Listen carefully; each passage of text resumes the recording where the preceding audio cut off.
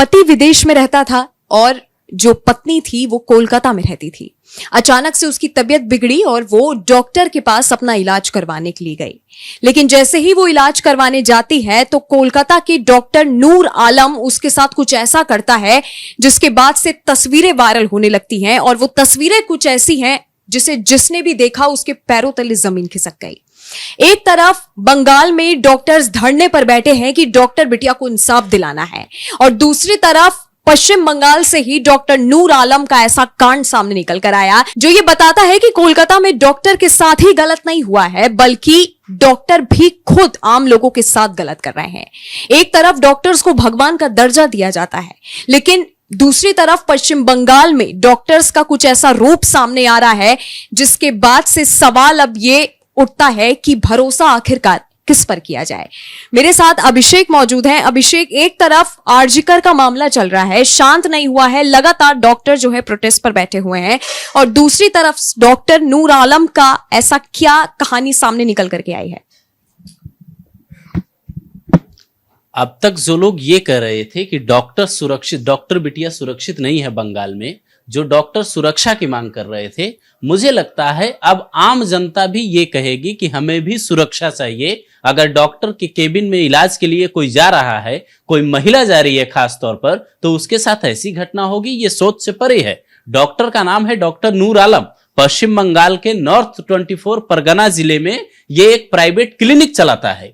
इस महिला का पति विदेश में रहता है, जो आपने बताया, लेकिन जब वो महिला उसके यहाँ इलाज के लिए जाती है तबीयत बिगड़ने के बाद, तो वो उसे कहता है कि इंजेक्शन लगाना पड़ेगा, और इंजेक्शन लगाने के लिए जब वो मना करती है तो कहता है कि नहीं, इंजेक्शन से ही तबीयत ठीक होगी। वो महिला जैसे ही वो इंजेक्शन देता है, महिला बेहोश हो जाती है। उसके बाद उसके साथ वो गलत करता है, और उसके बाद जब वो महिला उठती है, जब उसे होश आता है, तो उसको लगता है कि उसके साथ कुछ ऐसा हुआ है, उसके कपड़े ठीक नहीं थे, वो घर लौटती है।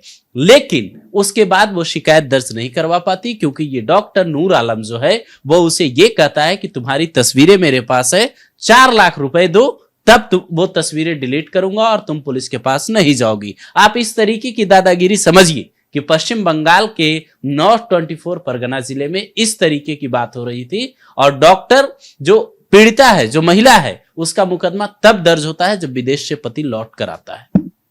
हालांकि अभिषेक, इस केस में ये भी जो बात सामने निकल के आई कि ये कोई एक बार नहीं हुआ है, बल्कि डॉक्टर नूर आलम ने उस महिला को ब्लैकमेल के चलते 2-3 बार उसके साथ गलत किया है, और साथ ही धमकी दी थी कि तुम्हारी तस्वीरें मैं सोशल मीडिया पर वायरल कर दूंगा, इसलिए तुमको मेरे पास आना पड़ेगा।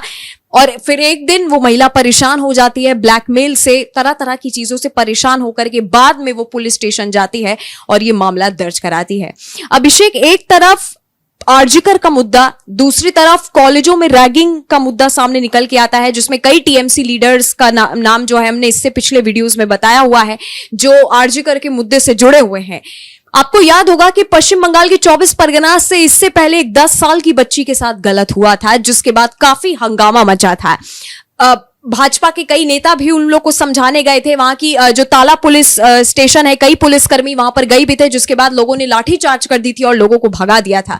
और अब पश्चिम बंगाल के 24 परगना से ये मामला सामने आया, जहां पर एक डॉक्टर ने महिला को बेहोश करके उसके साथ गलत किया है। तो अभिषेक, जिस तरह से दर्शकों का जो सवाल उठता है कि क्या ममता बनर्जी की सरकार बंगाल में पूरी तरह से फेल हो चुकी है कि क्या है? नहीं, ये सवाल तो मतलब प्रधानमंत्री नरेंद्र मोदी का बयान था, गृह मंत्री अमित शाह का बयान था। ये सवाल सियासी हो सकता है, लेकिन जो तस्वीरें हैं, जो आंकड़े हैं, वो तो झूठ नहीं बोलते। अब इस केस में आप सोचिए कि जो पति विदेश में रहता था महिला का, वो ये कह रहा है कि जब डॉक्टर ने ब्लैकमेल किया तो पत्नी ने बदनामी के डर से सुसाइड करने तक की कोशिश की, और जब पड़ोसियों ने ये बात उसे बताई तब वो भारत लौट कर आया।